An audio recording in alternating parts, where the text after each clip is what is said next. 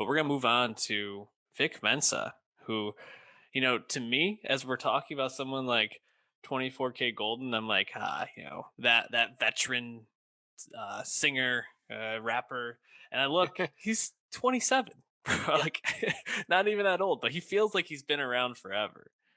I yeah, mean, a lot of uh, output. He's got several mixtapes and EPs and albums. yeah, and I think when we've talked about Vic, I think we usually are like, he's really solid. He's never, I think, touched anything that's like super super top tier, Yeah, but he's lyrically very very solid. yeah. I would say he's been up and down more often than not because he's just changed up what he was trying to do so frequently, and that was actually what was so great about the V tape last summer was that it felt like Vic kind of course correcting and also re-examining his past a little bit. Think of a song like Rebirth, where he kind of poignantly talks about some of the public snafus he's caused on himself, right? So it felt like Vic was in a more interesting direction.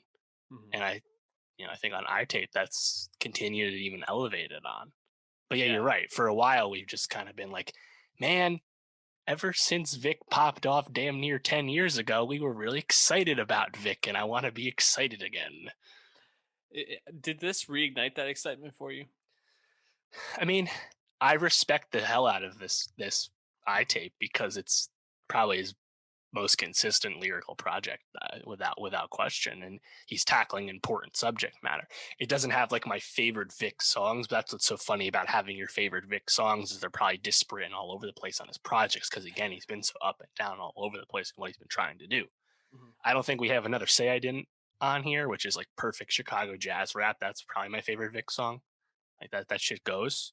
But you get kind of close on this, and he has some shit to say, and I really appreciate that. I think he's there's a lot of keepers on the iTape. It's a short listen, but there's some good shit here. Yeah, I mean, you have what, 7 tracks, eight Yeah. tracks, and I think there's probably half the tracks I think are really really strong. Starting with the second one for me, Oh, Victory was a let's real go. standout, just an absolute banger, dude. Like he flows and is just dropping bars throughout the whole thing.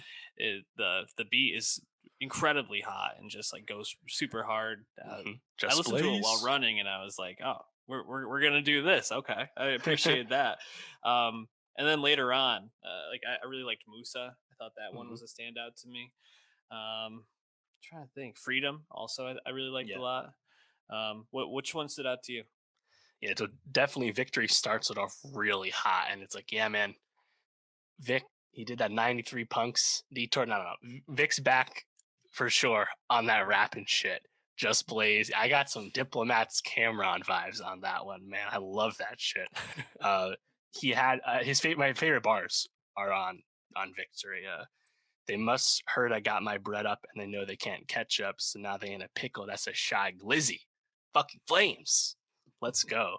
Um, and it kind of it carries on with the other tracks, right? Like I think there's so many good moments because like again lyrically, he's talking about lots of important stuff. You mentioned Musa. That's a really uplifting song that's about like an incarcerated friend. And then on Freedom, with that Zakari hook, which I think is quite strong, or Zakari bridge, you have more like top level observations. And I think that really comes home on Shelter, of course, where he's talking about disproportionate effects of COVID on the Black community.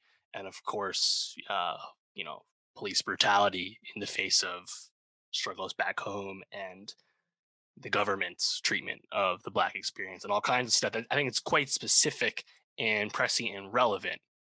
And it's great to hear. And also, Chance sounds as good as he has in quite a while. So it's great to hear both of them together on a track. Also, bringing Wyclef in on that hook, like that's unexpected. And I think that's a message track that also sounds good because those are good verses. Yeah. No, I agree. It was really nice to hear Chance come in and sound, I think, thoughtful again. Yeah. And, he has this ability sometimes to tap in and just totally like capture the moment. And I agree. I thought Shelter was a strong closer for this. Yeah. I mean, overall, this feels like Vic making meaningful, inspired stuff right now, which is good. I like this lane for him. I'm imagining we're at least going to get a C tape in the future. So it had to at Good least point. finish Vic. So there's probably at least one more. I don't know. What Sure. what do you want to see from him moving forward? Just more consistency. Yeah, I think more consistency in what he's trying to do. It's funny on his social media recently, he's been teasing releasing his unreleased album Traffic as an NFT. Of course, NFTs all the rage in the creative space these days. If you don't know, now you know.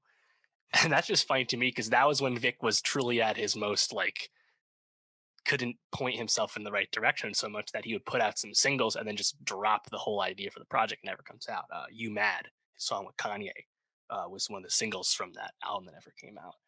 And now it definitely feels like Vic has his head on straight and he knows he sees where he wants to go finally. So just keep this going, man. Obviously, I like some more like replayable stuff. Obviously, not every message song is the most fun to listen to back, even if it's important to make. So like obviously I'm gonna always default to stuff like Say I Didn't. But then again, I think Victory has a lot of replayability because that shit just fucking goes. And he also has some really good quotables on that and has some message too. So if you can find a way to do what we always say is really hard to accomplish is bring lyrics and replayability together, you're doing something right. Absolutely.